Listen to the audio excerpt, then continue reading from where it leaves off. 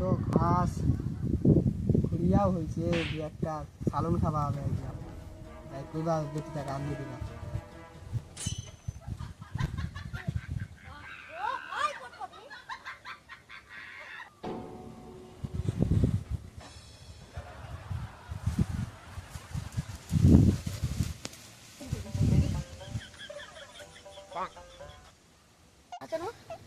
হ্যাঁ, অনেক ভালো আছেন বাজি।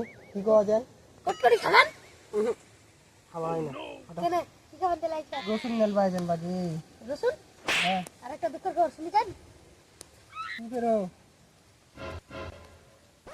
শুনেন নাই? গরিবের কথা এটা, গরিব। তোমার বেটি পালে গেছে, শুনছেন? কত দুঃখের কথা। ও আচ্ছা, তোরা গরিব না হো, আমি ফের কোনটি গরিব হো? আমি তো বড় লোক, বড় লোক, বড় লোক। বুঝা পাইলেন? এই বেটি পালে গেছে, কি হয়েছে? এ তো খুশির খবর হো। আমি একটা মোবাইল কিনে দিছে না, জানেন? পালে যাবার তো না, 4 লাখ টাকা বাঁচি গেল বাজি রে। বুঝা পাইলে?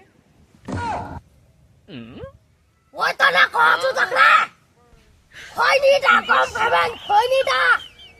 তোর কাজু খাওয়া উচিত, যাতে মাথার ব্রেনের পক্ষে ভালো কাজু, জানেন? তোমার বেটি পালে গেছে, আমার মাথা কত টেনশন। আর তোরা খালি এটি বসে খৈনি বলছে, আজকে দাড়ি খুলিয়া নিজা বাপ।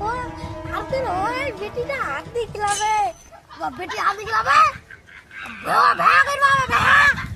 তারপর তোর বউ দোকান দিয়ে খেলাবে দাড়ি খুলিয়া। ওই তো না কছেন, বেশি করু রসুনের কেটটা থাকবে নাই। রাজা জি, রসুনের কেটে না টিকলে রসুনলে মরিয়ে যাবে না। তো তোমার বেটি যা যা পালাই গেছে, তো মরবে নাই, ভাতারের ভাত খাই। বলেন কি? মরিয়ে যায়। এটা টেঙ্গে টেঙ্গে লাগা দিল নাকি?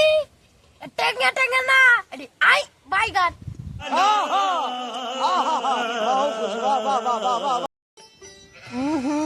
রাজা জি, কেন কিছু বুঝতে পারছো না নাকি? তোমার বেটিটা যে পালে গেছে, তো তোরা এটি রাজা জি, এটি লুঙ্গি আলকে ভাবে পাতু।